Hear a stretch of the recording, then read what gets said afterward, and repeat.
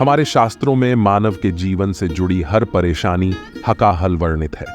देर है तो उस ज्ञान को अर्जित करने की और उस पर अमल करने की। अक्सर लोगों को अपनी परेशानियां का बखान करते देखा जाता है, परंतु कहा जाता है अगर इंसान इन समस्याओं को लोगों से न बांटकर अपने शास्त्रों में इन परेशानियां का हल ढूंढे तो उसकी तमाम परेशानियां का अंत हो सकता है। आज हम आपको कुछ ऐसा ही बताने जा रहे हैं जिसे सुनने के बाद आपको अपने जीवन में एक अलग ही प्रकार की मदद मिलेगी।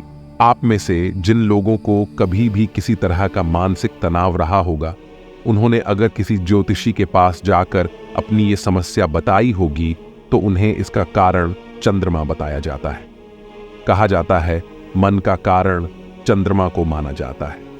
जब हमारा मन अशांत होता है तो इसका अर्थात होता है कि जातक की कुंडली में चंद्रमा की स्थिति अच्छी नहीं।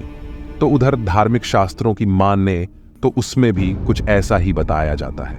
इस संदर्भ में अगर शिव पुराण में एक दृष्टि डाली जाए तो समझा जा सकता है कि चंद्रमा का हमारे जीवन में क्या महत्व है और कैसे कोई भी व्यक्ति अपने मन पर काबू पा सकता है। तो आइए जानते हैं शिव जी के अनुसार मानव के मन का मौन होना क्यों जरूरी है। क्या इससे मन की शांत किया जा सकता है या नहीं। शिव पुराण के अनुसार चंद्रमा उसी जल में प्रतिबंधक होता है जो जल स्थिर होता है, जो जल शांत होता है। यही समस्या होती है कि मन की, जो कभी शांत नहीं हो पाता। जहां शांति नहीं वहां कुछ भी नहीं रुकता। समुद्र की लहरों की भांति विचारों का उपद्रव मन को निरंतर व स्थिर रखता है।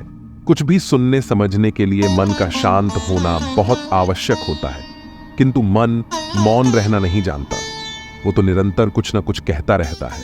शब्दों का आक्रमण उसके भीतर चलता रहता है और यही आक्रमण है जिसके कारण व्यक्ति कभी भी शब्दों के परे नहीं जा पाता।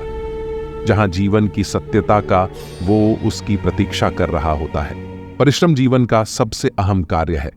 इससे हमारे पेट की भूख मिटती है, परंतु मानव जीवन में परिश्रम से अर्थात केवल अपने पेट की भूख को मिटाना नहीं होता, बल्कि हमारे जीवन का उद्देश्य है ईश्वर के और समीप आना।